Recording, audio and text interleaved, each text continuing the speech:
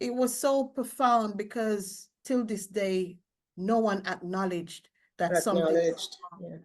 Do not be afraid or follow the pattern that our foreparents did by Right. keeping quiet. I looked good, so I did everything like a normal, quote unquote, person would do.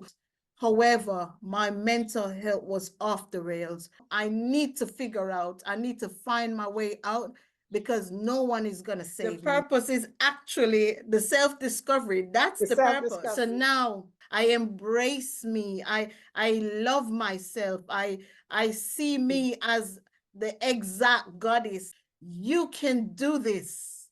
It's not Yes, expensive. It's possible. it's You are possible. not alone. See, you've got living proof. Welcome to the electrifying world of Anne-Marie's Impact. I am Anne-Marie Emmanuel, and nothing excites me more than having thrilling and unfiltered discussions with real people who are fueled by the unstoppable force of passion.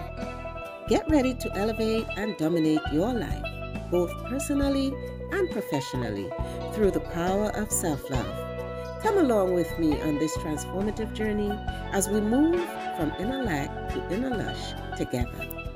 Welcome to a brand new season of Anne-Marie's Impact. Today, I am speaking with Vivienne Green, a resilient soul who has traversed the depths of childhood abuse and trauma, emerging as a beacon of hope and healing. Despite enduring immense hardship, Vivienne has not only overcome the haunting shadows of her past, but also dedicated her life to empowering others to navigate their own journey of healing and restoration. Vivienne, welcome to Anne-Marie's Impact. Thank you. Thank you so much for having me. Oh my gosh, it's a pleasure. It's a pleasure. We've been trying to arrange this for a while now, and I'm really excited that we finally pushed through and made it happen. So yeah, welcome, girl. Thank you so much. So I would like to, before I even start, I really want to acknowledge you for the way you have overcome your past and moving forward, because one of the things that really inspired me when I saw your story on social media some time ago was the way in which you were able to move out of victim mode and move into a path of healing and sharing your story so diligently so others can learn from it. So I really wanted to acknowledge you for that, right? Thank you so much. To also give you now an opportunity to tell your story so that those who are listening would get a pretty good idea of what you've been through in the past. Thank you, Anne-Marie. And I also just want to big you up, big up, enough respect.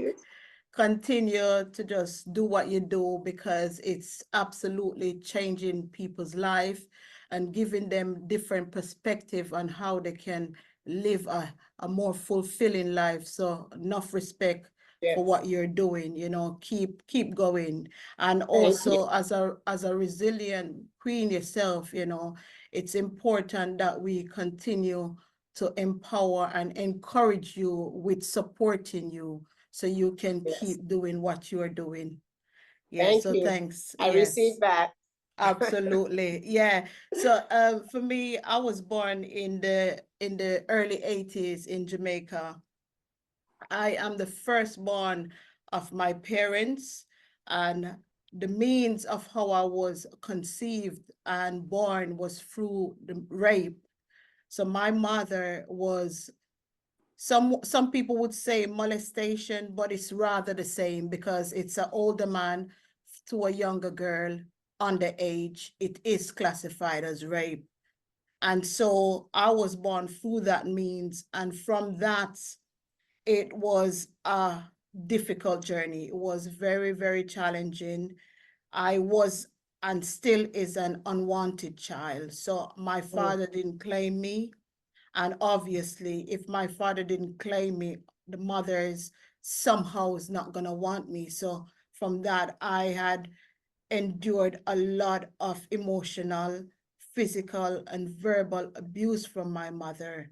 Somewhat, it showed that I wasn't wanted. It was very clear. I picked it up very early. So I walked around predominantly most of my young age with a frown.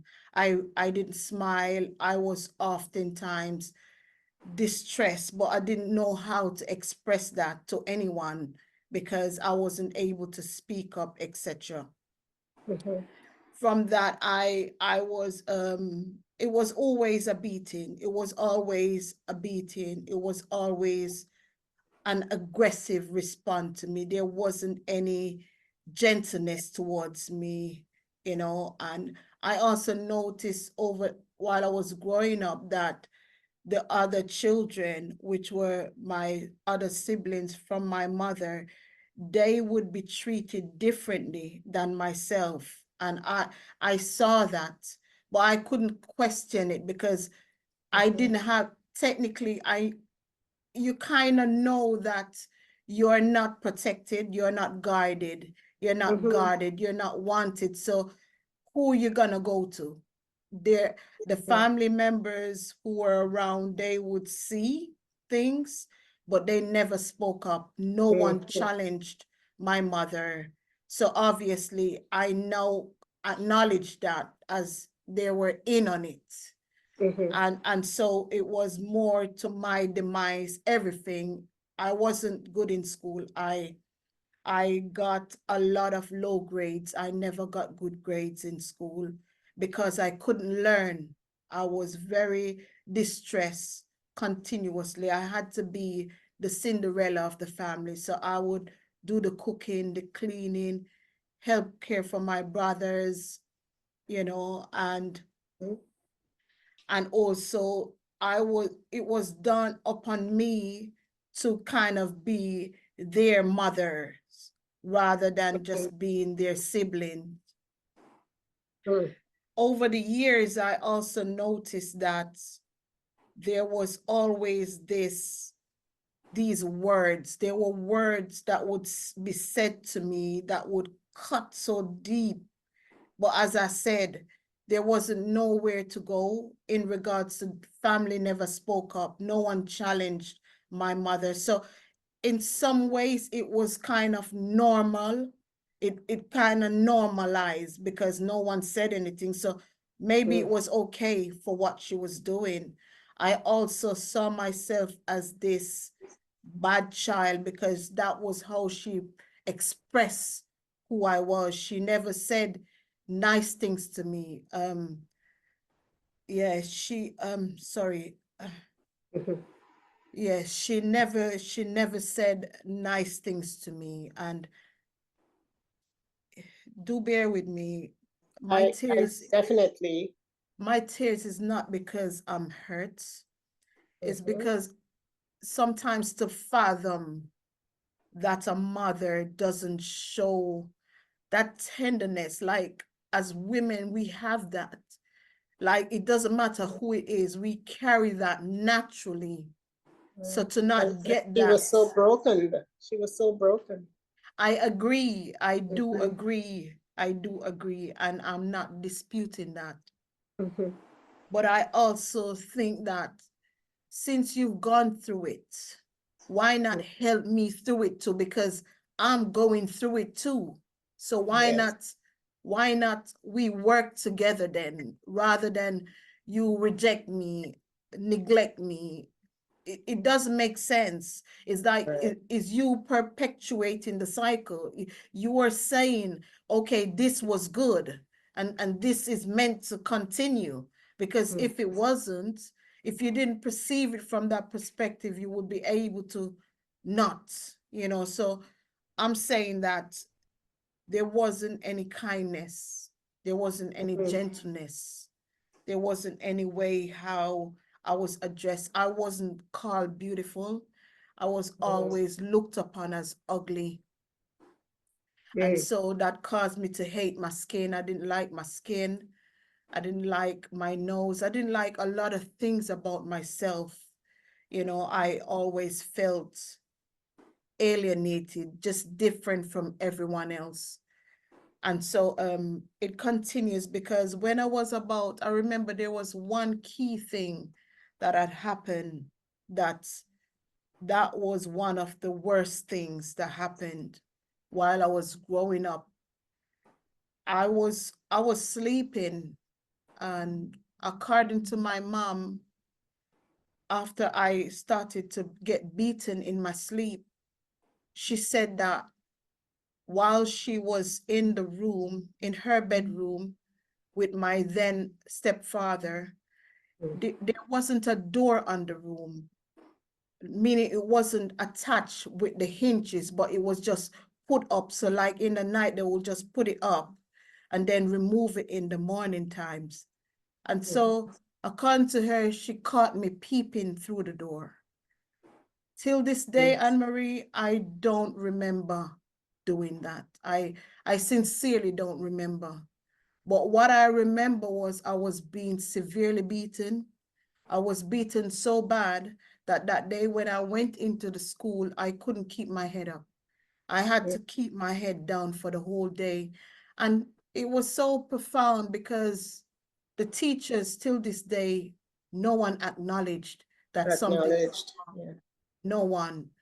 And so it just shows that when I'm when as I'm going through that, and now that I'm looking back on it, there wasn't much support. There wasn't much awareness into these things that they happen, and children do experience them and go through them in silence without no one being aware. So in other words, so when I went to the school that day, no one noticed. And eventually, because my head was down most of the day, I was told to go home. And that was it. Nothing came of it. No neighbors never said anything. No one questioned nothing. It was like normal living. I carried on. I was always ill-treated. If there was food, there would be an issue if I ate the food. There would be some kind of restrictions that I can't have this food, or, you know, I would notice that my siblings, they would get certain things rather than myself. And even if I would get things, it wouldn't be in the nicest way possible. Right. Because I think from my observation, everything was a reminder that I'm from this. So it means I'm already nothing in her eyes. Yes, I get that she felt hurt as well, but I was a constant reminder of Yeah. what had caused, whether she was the one who got involved in it directly, intentionally, whatever the case was, her being coerced, forced, any form of way, I was that product. And so everything that happened, it actually shows up in the treatment. When And I as you was said, it was the Cinderella treatment that you got while you were in that household. yeah, yeah. And then in your story, you had mentioned about sexual abuse as well. Yes, yes. So I'm just about going into that. So when I was about 12 years old, my mother had left. I think she went out. So I fell asleep in the room. And when she came in, I was asleep on my back with my legs open. And as a child don't really know a specific way how to sleep. A child just sleep, you know what I mean?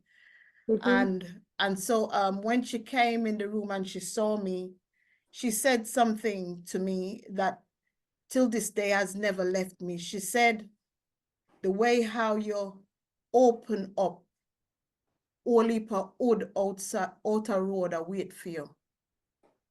Can you In repeat other, that? so when she saw me sleeping on my back, she Mhm. said, the way how you open up, whole heap of wood outside a outer road a wait for you.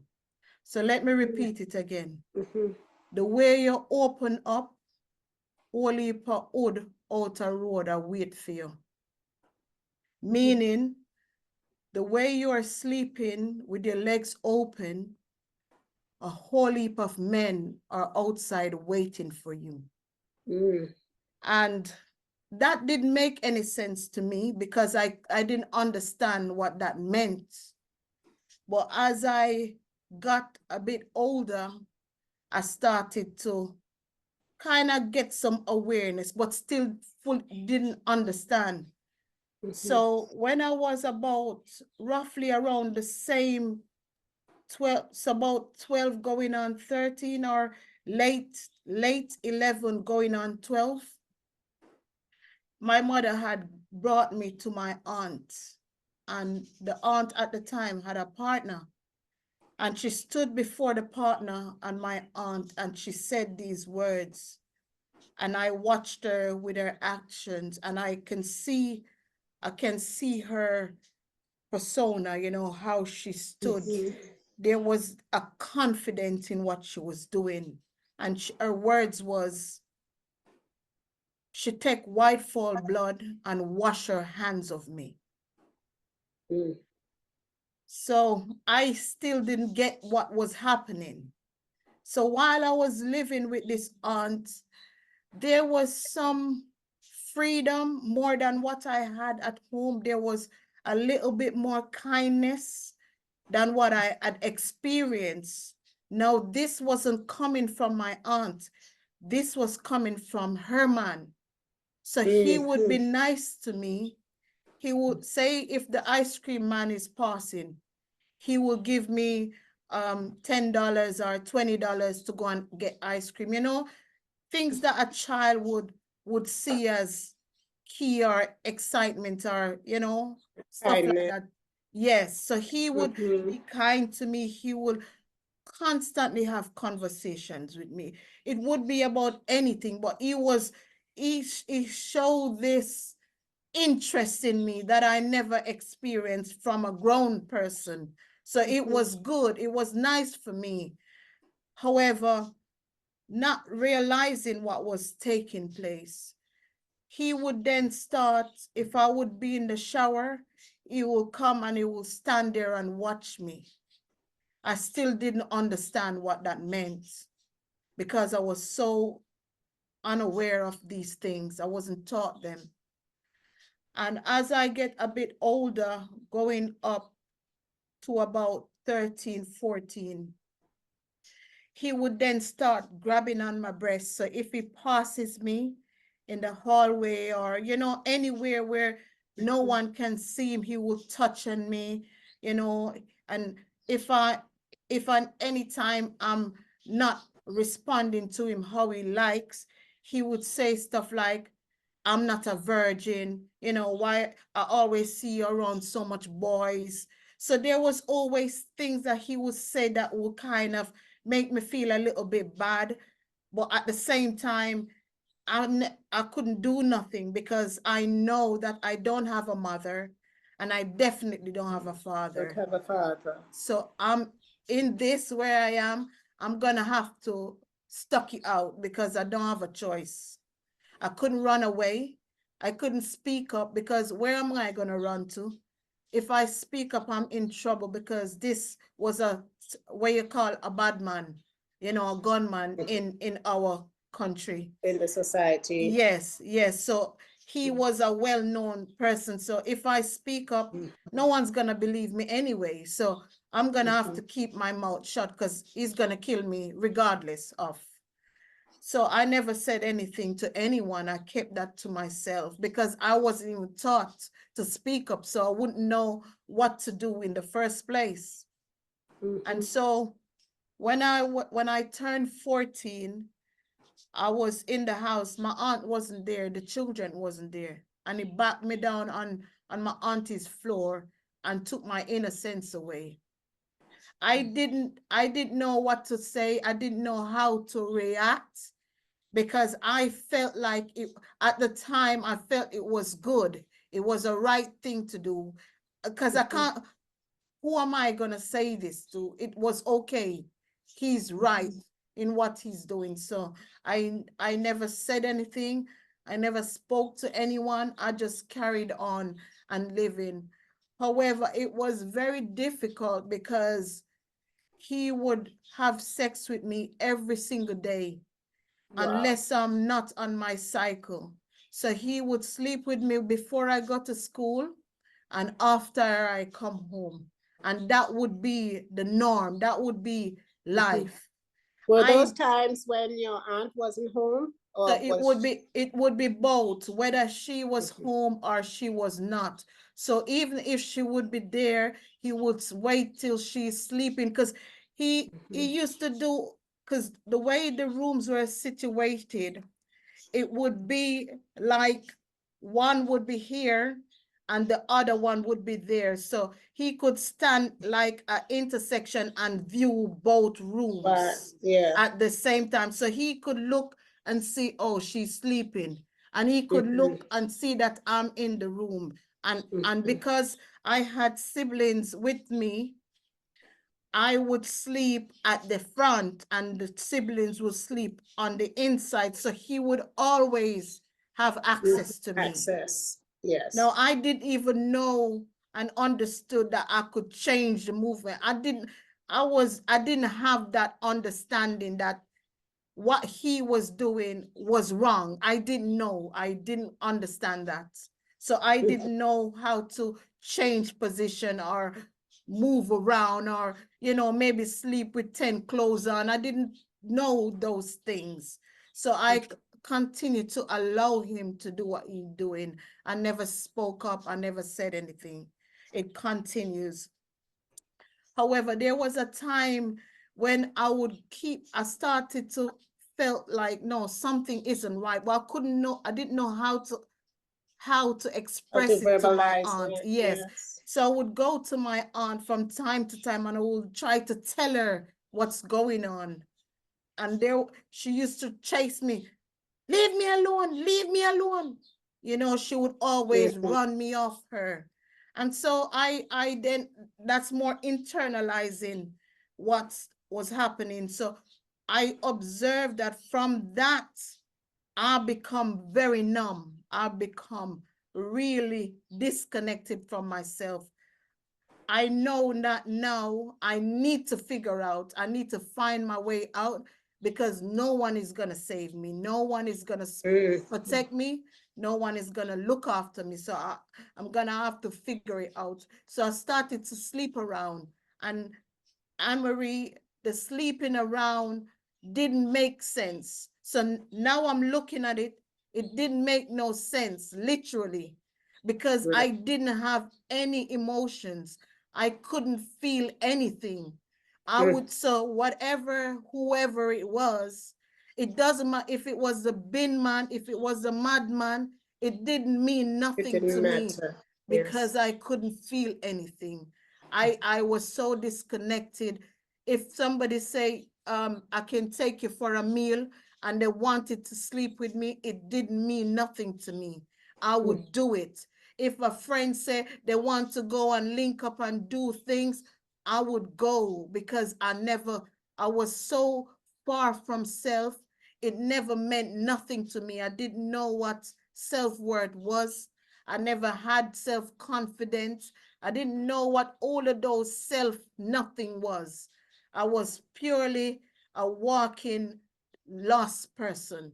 That was exactly how I lived throughout, up until I started to go to church, because I hear that that was a good thing to do. And I started to go and to connect, to see if I could change and soothe this pain that I felt.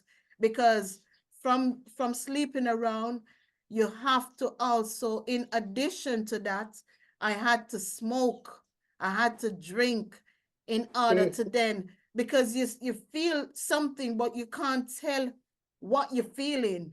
And so you would try to keep numbing that, because you Continue don't numbing yourself. exactly in order to to somewhat keep surviving. And so after going through all that, there were times when I would cry, but I wouldn't cry externally. I never cry externally. I always cried inside because Right. I had to put on this persona like I was tough. I was strong, but not realizing it wasn't even so much as strength, but it was more of survival.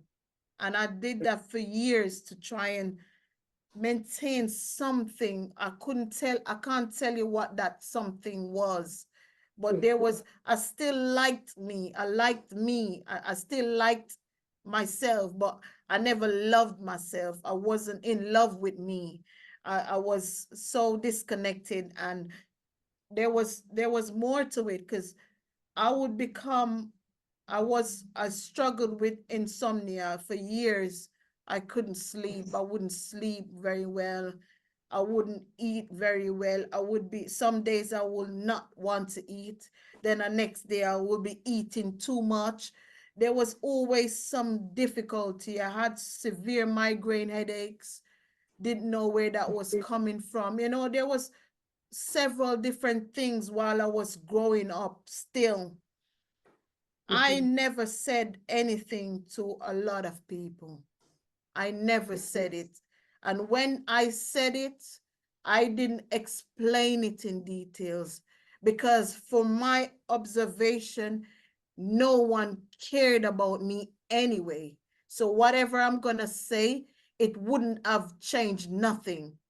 So I never did express myself much. When So now I, you so you ended up in the UK at 19, at 19, and yes. which that So was a miracle in itself. so that in itself was also from a seed that I had sown to my same mother, because she was the one who actually sent for me in the UK. Oh, okay. However, yes, however, there were conditions that I later understand why that was. It wasn't merely because of love or wanting to resolve anything. It was merely in order to maintain a status from a family of in regards to the hierarchy where my mother is the top in the family. She is the one that everyone looks up to. She's the first one that traveled. She's the first one that probably have a formal education certain to the levels. She was like the top ranking in the family. So that was mainly done from that perspective. However, when I came to the UK, it was another hell. And when I say hell, all hell broke loose because of immigration problems, etc., etc. It was another battle, not knowing that. So now I'm overloaded with all that I carried from childhood up until that time. I then conceived my first child at 20, at 19. So not long after I came in the country, I had met my then partner. Meeting this person was good and wasn't good at the same time. He was such a decent, loving, kind person, but I couldn't accept it because I didn't know what that was. I Yeah. only used to being treated horribly. So when he was showing me this kindness, I was wondering, like, what do you want Something is from wrong me? with him. Yes, you are Yeah. weird, something not right with you, not realizing that my system is so used to the chaos, Bad it doesn't treatment. know Yeah. how to accept How to anything. receive love. Yeah. Exactly. So it was another uphill. So when I gave birth to my daughter, which is my first child, I love her to bits.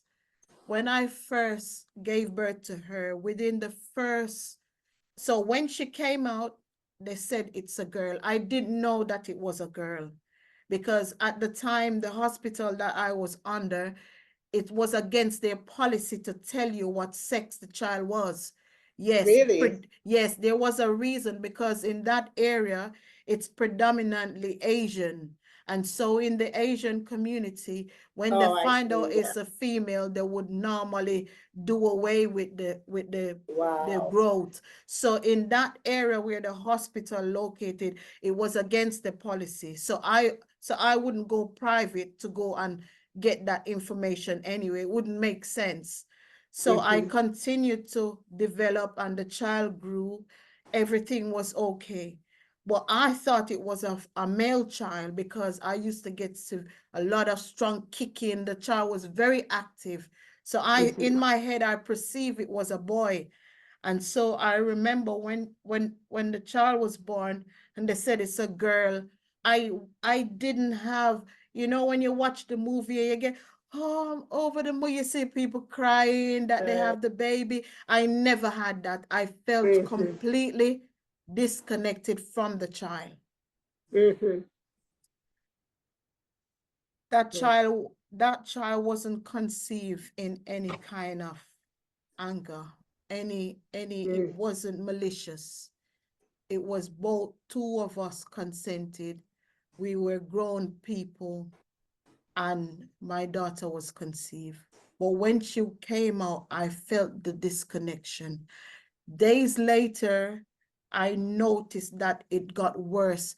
In this country, they call it the baby blues. I don't know about in the Caribbean, but they call Mm. it the baby blues. The That kind of postpartum depression. That's right. So Right. it was Yeah. leading up to that. So when I start feeling that, I started to say, no, I need support. I need help. So I didn't know where to go. And so I call in, they give in this country, they give a book from birth to 5. And in Mm-hmm. this book, it would have a lot of resources, you know, how to eat, how to feed the baby, how to breastfeed, all these kind of stuff. And there Right. was some numbers at the back. And there was one number I called because the baby would cry and I couldn't take it. I would get so stressed, so frustrated. I didn't know what to do.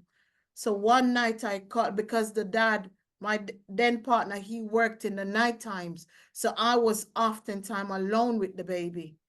And so I called this line and I said, look, and the baby won't stop crying. I don't know what to do. I couldn't call my mother because there wasn't a relationship. So No I relation. can't call Yeah. for help. And I didn't have much friends to speak to begin with. So when I called this line, the lady said to me, go ahead and speak to your health visitor. And when I called the health visitor, they said, okay, they're going to try and see me, etc. But before that, I would go to my GP, which is the general General practitioner, practice. to try and get help. And they 3 times I went and I was told, lady, you're looking fine. Go home and look Mm. after your baby. Yeah, that was what I was Mm-hmm. told.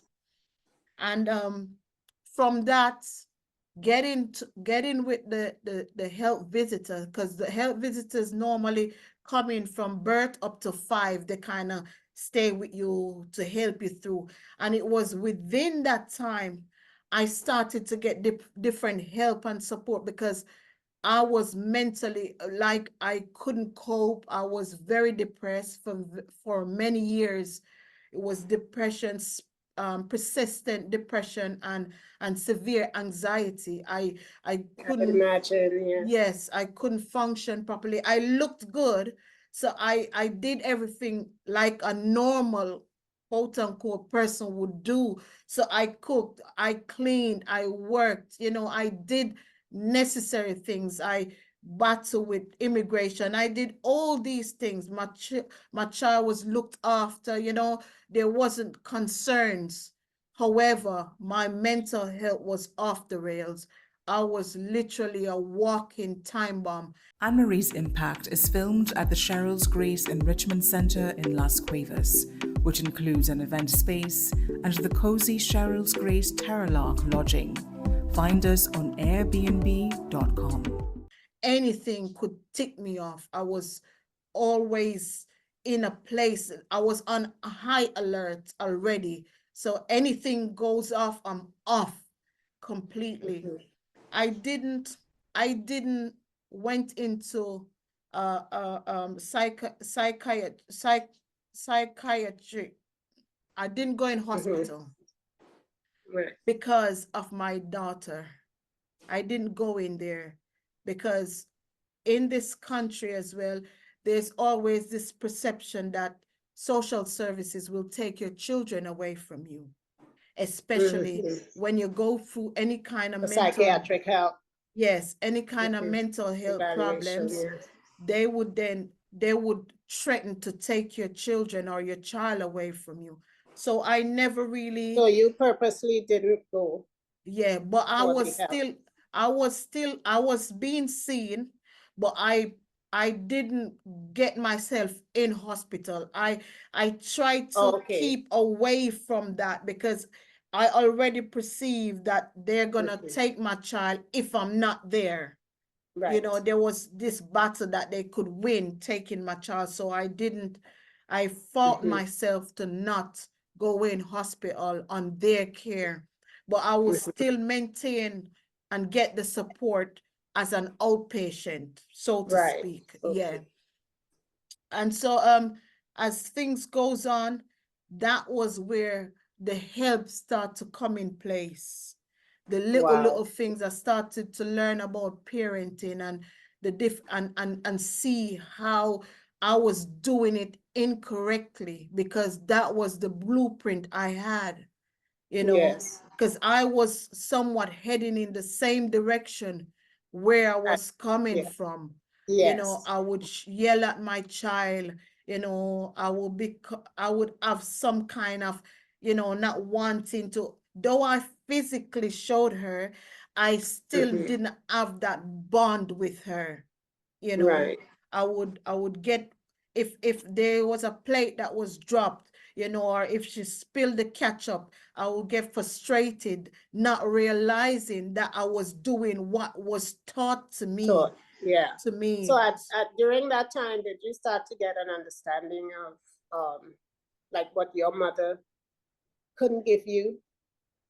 It didn't happen then. It took me a longer time. It took Mhm. me a longer time. So she was still young. So it would be maybe between she was birth up to maybe about 6, 7. Mhm. So things I'm learning things, but it still wasn't connecting. I couldn't Connecting. connect the dots. Right. It didn't make Yes. sense to connect the dots because I didn't know that it was my roots that I'm dealing with. Okay. The You understand? subconscious Yes. So I still behaviors. I still Mhm. understand. So as I'm aging and I'm still looking and seeking of figuring, so I'm searching. I'm looking through mental health things. I'm listening to other people. I'm observing couples, relationship, and I can see a pattern, but I thought that was all normal because other people were going through and dealing with the same thing, but they weren't complaining. So it would appear as though that's normal and standard of life and living. Mhm. Right.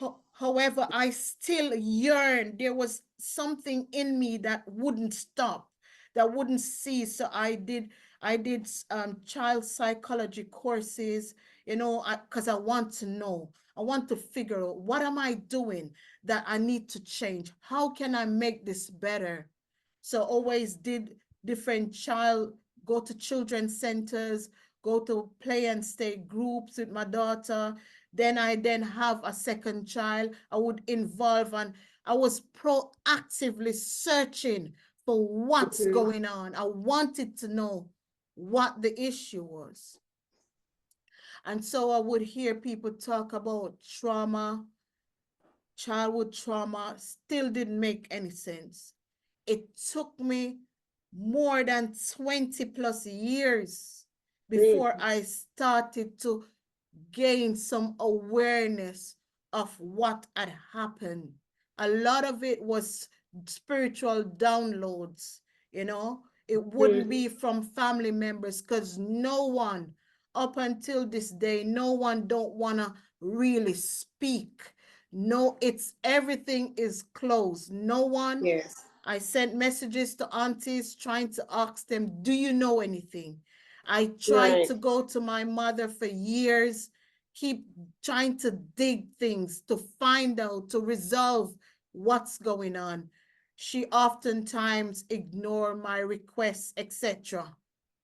Yeah. I think there's a culture of silence, especially in the Caribbean. Do you think that? I mean, you've It experienced that, it still is. and It that still still is is. happening today. It still is happening today. And it's so disturbing that this is the case. And this is why now, as I've gone through, because I started properly healing myself 10 years ago. Mm-hmm. 10 years ago. So it's coming up to 12 years now when I seriously decide that I'm going to start working on myself. And it came at a pivotal time in my life because I had just given birth to my third child. And when this child was born, through the pregnancy, it was turbulence throughout the pregnancy. I had a lot of emotional, verbal, physical abuse. It was a lot going on. But Mm-hmm. I still kept holding on. I still believe that something's gonna give, something's gonna change. And so I continue to go through things. But when my son was born, they told me that because over here in the UK, they do what you call a heel prick test. And when they do the heel prick test, what it gives them is that test is done for children who is born with it's done for children whose parent carry the sickle cell trait. Okay. Yes. So when he was born, then they did the heel prick test. I allowed it. It's offered, so you can accept or not accept. So I accepted it because I know both parents carried this trait. Mm-hmm. So when I got weeks later, I got the results. They said they can't give it to me over the phone. So that was already clear to me what they're gonna say. Yes. So they had to meet me at home. So they came at home and give me the result. The result was that he had SS, which is full sickle cell anemia. Anemia. That broke my heart. That shattered me. That was my world ending. That was it. I was literally walking empty, nothing at all. That literally shattered me. And from that I think that hit me so deep, it then brought up everything from the bottom to the top. So now I Right. ain't got no way but to deal with it now. I have to Yeah. deal with it. That was rock bottom for you. Yes, it was. It was Yeah. because as soon as she told me, I don't know where tears came from, but they start to run. It just start flowing. And from that, I understand that I'm gonna have to care for this child differently. And so I accepted a lot of what is classified as pharmaceuticals and their procedures and etc. But I observed that it wasn't doing much. It was doing worse than Mm-hmm. improving. And I start to look into it and I start thinking, no, this is not working out. And so I started to do my research. And the more I do my research, it start going into diets, etc. From diets, it starts going into what you eat, what you drink, lifestyle change, and all these kind of concepts start to come into me. And I'm taking them on. And I would take them, but I wouldn't do nothing about them. But then I would push them aside. So that would be about a year or two going on. And I would put them aside, but I would still go back to them and I think, okay, I written this. Maybe I should check this out. And I would do the research again from a different perspective, no connection to the first. and it would give me the same thing. So over and over, it's proving that something else Like the is, universe was pushing you in thank you, that direction yes, of self-care. thank you. Something needs to give. And from that, I started to I say, okay, yes, I accept it. I'm surrendering now. So that surrendering, because now I'm just gonna go back a little bit. The universe needed to give me this child because guess what happened? Yes. The first two children, I still didn't fully fathom what was going on. And so Right. she said, listen, I send you here for a reason, and you're gonna do what I send you here for. So since you can't get it from all what I'm giving you, I'm gonna give you somebody who is gonna make make the change. And it's Yeah. so I profound. love that. Yeah, it's so profound, Anne-Marie, because this child, out of my three children, he was the one I didn't plan for. Meaning, not that I didn't want him. That's not what I'm saying. I get it. Is that we already had a boy and a girl, and I was saying that's You were enough. We're satisfied. Yeah. good. Let's get on. Britain is challenging already with one. We've I got know. two. Let's get on with it. And he said something to me, and I still didn't accept it. He said he wanted another one. And I'm thinking, come on. I barely just have the second one. Why should we have another child? And remember, I'm still living in turbulence, you know? Exactly. Yeah. Exactly. However, I was always somewhat an obedient person.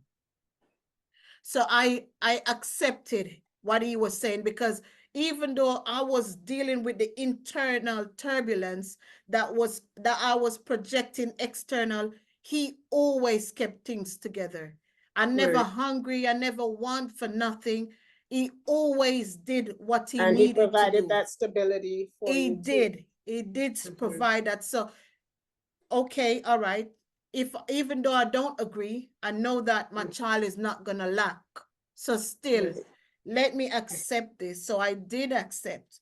And that acceptance, I believe, was what changed everything. Because when the child came, that was the game changer, because now I'm gonna have to listen in now deeply, and I'm gonna have to make the change. And from the ground, I worked in quiet. A lot of my friends, my so-called friends, they didn't know what I was doing because I was afraid to tell them what I was doing, because afraid of criticism and humiliation. So I worked in silence. So I researched. I started to change my diet. I started to eat a lot more cleaner. I stopped eating a lot of stuff. A lot of processed stuff.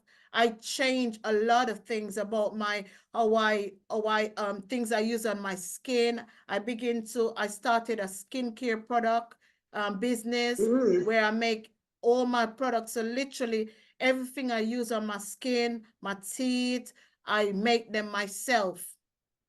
So that Wow. also started to help me to further connect with myself and not no longer disconnect. So that Connected. Yeah. connection started to help me to start seeing my children differently. I started to notice them. I started to listen to them, spend time with them, take them out for nature walks, sit down and have conversation. I would get them in my bed. We all sleep together, give them that nurture and loving environment. I would go down on the floor on my fours, be like a donkey, and let them ride on me, just to show them and to connect with them from a different place.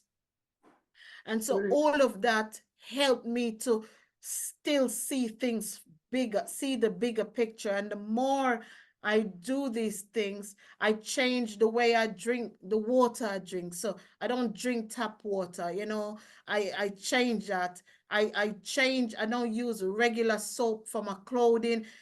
It was a whole U-turn, 360-degree, Transformation. Yeah. completely, you know. And what it sounds like to me is like you took a journey back to self-love and Absolutely.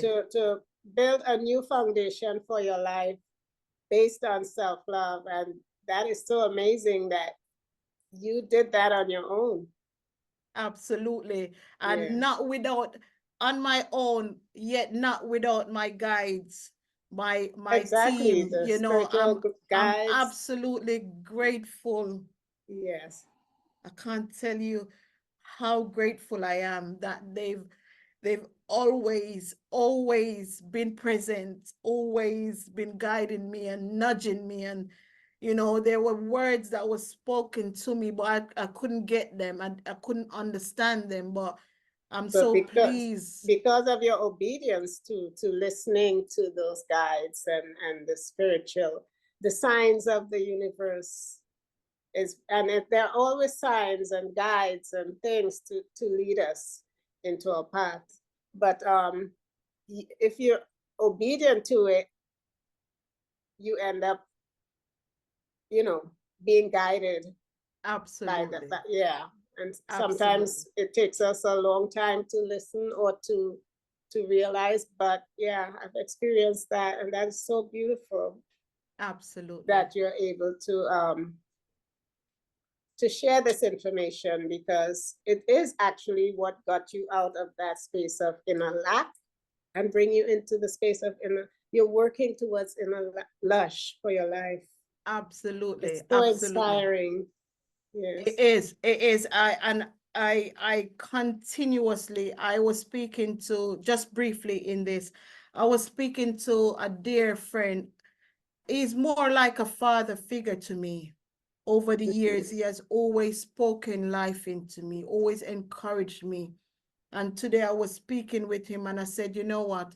I'm going to have to do this work. I cannot give up on doing this work. If it means I'm going to be doing this alone on my own, so be it. But I know that this is my work and I will not cause anybody anything to distract me from it. And it's so profound because when I begin to go into the depths of who I am, I started to look at my whole life path, but everything But lined yeah, up for the same. for So this. everything is, and I'm thinking, how could I wouldn't have known this if I had stayed where I was, if I Right. hadn't If you, carried yeah. this child, you know. So everything from that begin to line up and line up. Everything is just in alignment and it all makes sense. So now I don't walk around no more in a numb state. I no Right. longer walk around with a frown on my face. I no longer walk around depressed, anxious. I no longer walk around feeling like I'm worthless. I no Right. longer walk around without confidence, without that stability. I no longer walk around with lack. I walk around from a place of complete abundance, complete love for and appreciation for myself. I embrace me. I love myself. I see me as the exact goddess created, Yes. you know. And I And mean, you should see how your face lights up as you're speaking from this place of self-love. And it's yes, just so beautiful. it is. Yes. And so I just want to commend you once again, Anne Marie, because what you're doing, this is gonna open so much doors for so much Yes. of our sisters, you know, to let them see that, girl, you can do this. It's not Yes. expensive, it's possible. It's You are possible. not alone. See, you've got living proof. You've got Right. examples that you can follow. You can take a leaf out of our books and you Yeah. can join it up and make your own book. And it doesn't know? matter the degree of trauma or whatever you've been through, you can get to this place. You know, as long as you get to understand the truth of who you are. Once you get to understand the truth of who you are, then you're able to take all of those experiences and build on it. Because as horrible as it is, it's what gave you the strength, the resilience, the perseverance, and all of that. Absolutely. Like they say, when you're in the dark, are you buried or are you planted? It's a choice. It's a Yes. choice. You have to And choose. and self-love, when I teach from the Embracing Self-Love course, the first thing I tell people, self-love is a choice. It's a daily Absolutely. choice. And once you choose it, and it's a moment by moment thing. It's not like, okay, I choose self-love today and the rest of your life you're going to be there. No, it's a moment by moment choice in everything that you do. And then following that choice is a practice, Absolutely. a practice. I agree with you, Anne-Marie. Yes. And saying that, I would say to any woman, any sisters, to listen to what Anne-Marie is saying. It is a continuum. It's not today and not tomorrow. It's every It's the single rest of your day. life. You address her, you address her, you address her as dynamic, you address her as precious, you address us as significant, you know, address her as valid, as important, in order to shine the light. Because without accepting, acknowledging, and doing the work, then you won't be able to shine your light. So no one will not see you as you would like them to see you. Exactly. So would you say what is your vision and mission for the world right now that you're in this space, this high frequency, this you're vibrating on the level of self-love? What is your vision and mission for the world?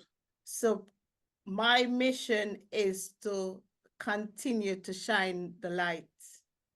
Continue to shine the light. And be an example. Be an example Of showing. what's possible.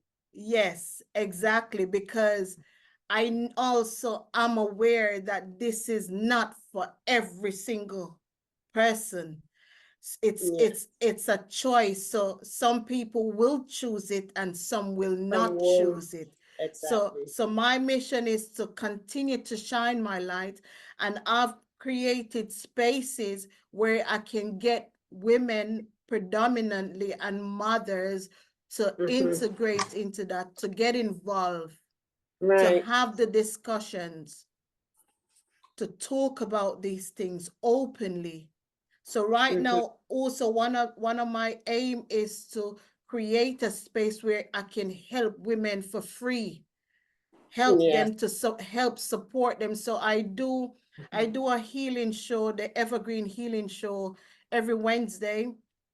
I live stream it on Facebook, Instagram, and TikTok, so I can engage. What's your handle on?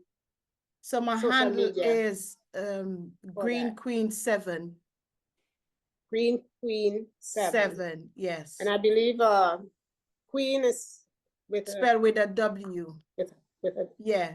So so Q and W for whiskey. EEN. Yes. EEN. So Thanks for clarifying. So GREEN QWEEN 7. Right. Yes. So those I'm doing those strictly to create the awareness. Yes. Because a lot of the time it isn't about doing anything for someone, but it's to give them the nudge, to keep nudging. And awareness is 50% of the healing. Exactly. It's 50% of the healing. Absolutely. Becoming aware. Absolutely. Because once you're aware, you're going to start looking and think, okay, I see that. I heard that. I didn't. And it works, because I know a lady who speaks to me, and whenever we speak, she Mhm. would, there was a time we spoke, she said to me, she is so grateful that I keep doing this because I used to Mhm. do a radio show on a radio station, and that was when she first heard about trauma, childhood trauma. Mm. That's what helped her to Yeah, start. you will be surprised of how many people you will be Yeah, helping. yeah, And I yeah. always say, even if it's just one person that I help, that's You've enough. done your job. And the universe Absolutely. will guide the ones who need to hear you to you. Absolutely. It Yeah. is the One truth. important thing you had said that really touched me as well, because it's part of the work that I do as a coach, is you said that trauma is not only in the mind but also in the body.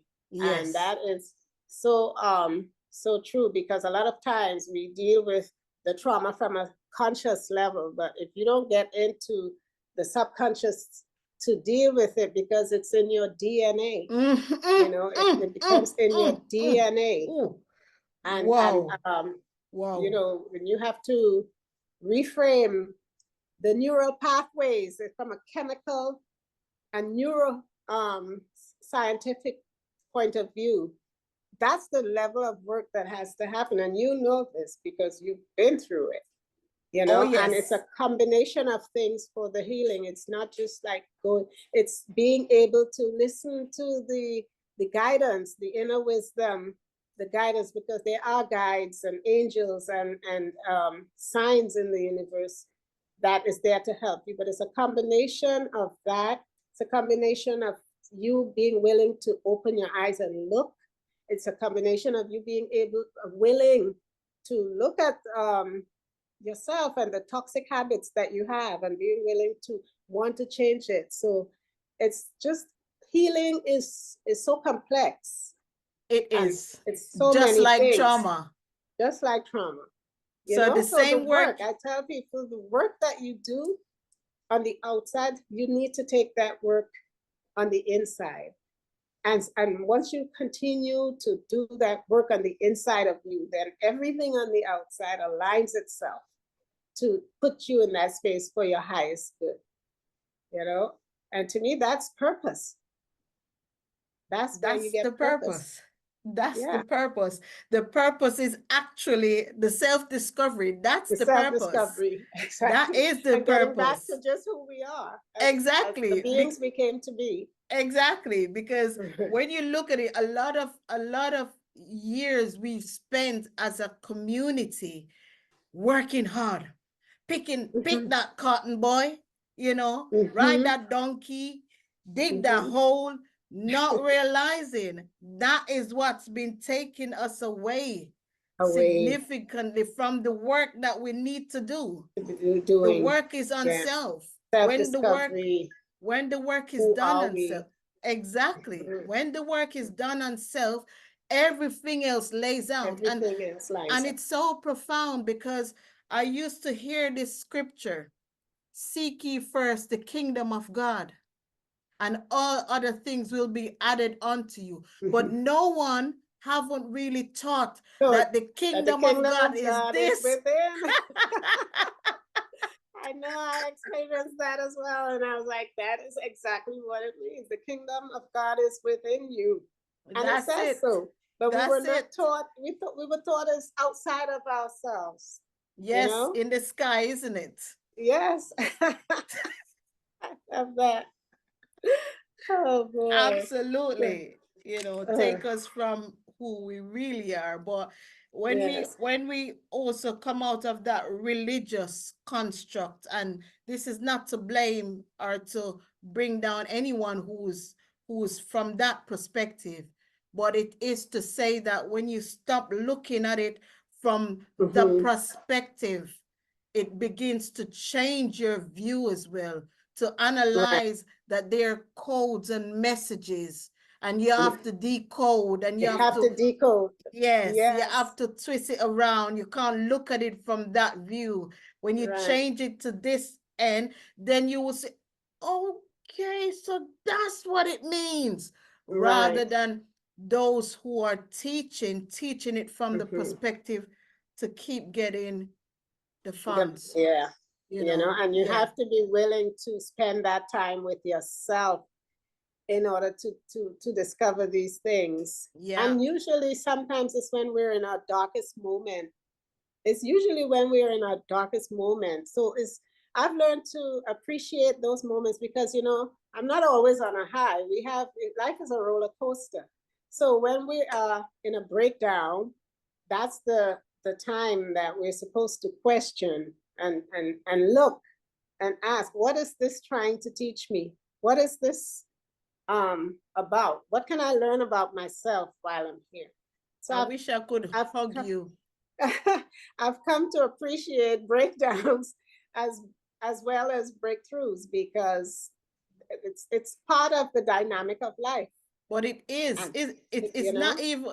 Is you're saying it? It's part of it. It actually is. It is is life. because It when you is look life. at it, everything for the chicken to come out the egg, you have to break it.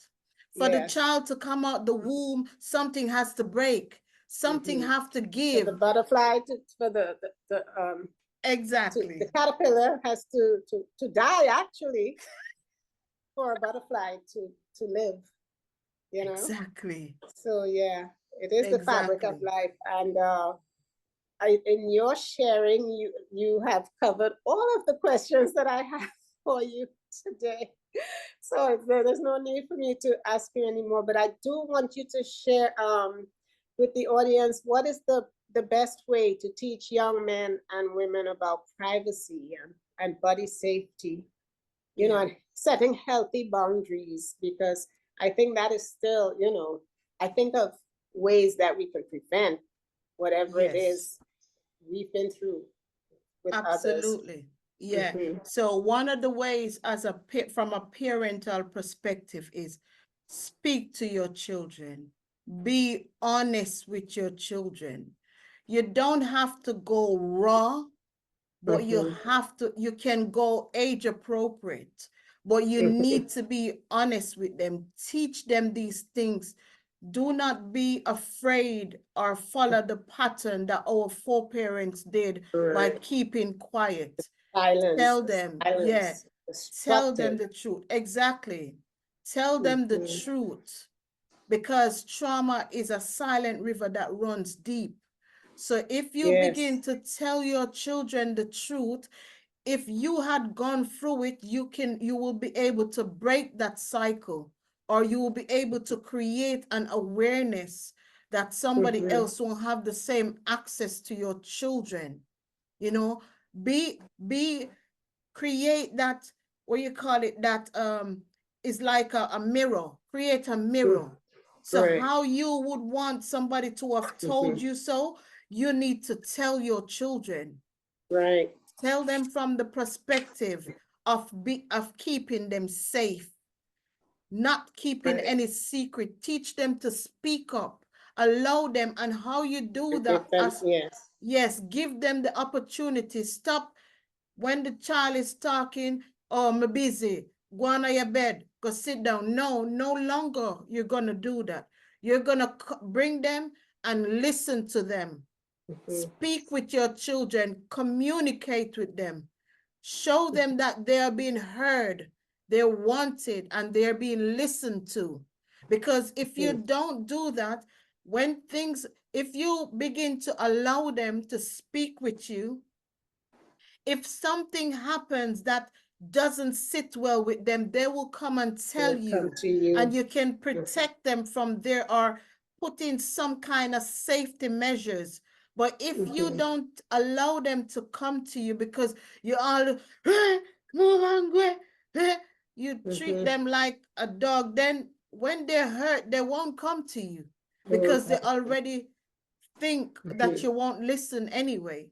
So And begin to I say to parents to, you know, it's time for us to start dealing with our issues, because when a lot of times, you know, your children come to you, your mind is all preoccupied and thinking about all kinds of things that you're trying to resolve and all of that, and you don't mean to not listen to them, yes. but you're so caught up with drama and all of that. So I think it's time, I tell people, deal with your issues, go within, learn how to go within, get a coach, get the help that you need, because we all know what issues we have. A lot of times we know the drama that goes on We in our do lives, know, yeah, you yeah, know, and deal with it so that you can free yourself up to be absolutely. there 100%, be 100% present for your Yeah, children.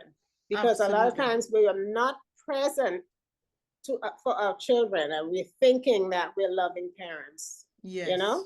Yes, So absolutely. yeah. Yeah, it is. I second that. It is vital that we work on ourselves. And notice I never said they, I said we, because we are collectively doing this. Because Right. what you do is constantly mirroring to me to keep doing what I do. And what I do is mirroring to another sister. You know, Right. you too can adjust, you can improve, you can do these things. It's not difficult. I tell you, Right. it is one of the most fulfilling things Fulfilling. to actually go within and ask yourself the questions and look at it and where you can't do because you and I don't know everything. So somebody Exactly. else may know. Go to them. Anne Marie just mentioned it. Get a coach. You know, find somebody who is qualified, who's certified, who Right. understands the process, not only from a lived experience, but from a But for professional professional, experience. and how to Let hold them your help hands you. and walk you through it in a safe and gentle way. You know. Exactly. Yes. Someone who won't re-traumatize you, someone who will give you the blueprint to help you through it. And it's Yes. not about money because we're not money hungry Exactly. coaches. We only seek to guide, to nurture, to encourage you so you can transform your life and live more fulfilling, thriving. Yes. Oh my gosh, this was very, very powerful. And I really want to end this session with you by saying to you that I don't know if the people in your life that hurt you were able to do this, but for you, I apologize for every person that abused and violated you, both sexually, physically, and mentally. I apologize for your parents who never gave you the experience of a loving, safe home environment. I apologize for the people who didn't believe you and made you distrust the world that you live in. I apologize for the village that turned their back on you, forcing you to struggle and make choices for your life that was not in alignment with your highest good. I apologize for all those things, but I am most importantly thankful for that you were able to turn all of this around. And I see you as a champion. And this is where we are right now. You're a champion and you've overcome. And now you can be a living example to everyone else. So I really want to thank you and acknowledge you for that. Thank you for sharing your story with us. Thank you for taking the time to be on the show. And I really hope that this is not the end. No, it I can't be. absolutely enjoyed this time with you, and I can see us collaborating on some more projects together. I Absolutely. love your spirit. Stay positive, stay beautiful, and thank you so much. Much love, and it's a complete honor to be in your presence today. You know, I take this very, very needed. It's needed to Yeah. break bread today. I'm Yes. pleased that we've sat and we've ate together. It's Yeah. fulfilling. I'm nourished, you know. I I'm love how you put that. I feel I enjoyed the food. It was good. Yes. It You was know, a bit, sometimes you yes. eat and it's not good, but I can tell you, I enjoy breaking bread with you today. It's Yes. so powerful. It's so spiritual. Yes. It's connecting to who Yes. we truly are. And this is how as sisters, we have to be. It's Yeah. not about, oh, you born over there and I born over there. That was your mother. Mhm. It's not about that. It's far from At that. all. Yeah. And We're being in all your connected presence. and we're all one. Absolutely. Yes. Absolutely. Yes. It's so Yes, powerful. Like it I'm just is. if you could see my energy, I'm just I see your vibrating. energy. I see the light in your face. I'm And, literally just I vibrating, see right? from where you were telling your story, and I Yeah. see the different energy, the different vibration from you Yes. in your current self of Absolutely. overcoming, and your vibration is high, my sister, is high. Absolutely. And everyone Likewise. else is going to see it. So thank you so Definitely. much. Definitely. Thank Yes. you. Thank you so much. Thank you. Namaste. Namaste. Mm, Mwah. okay. Yes. Take care. Take care. Bye-bye.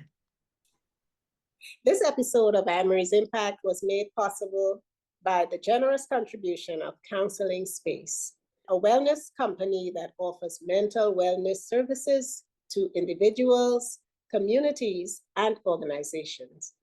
Counseling Space relieves the stress that interferes with your success.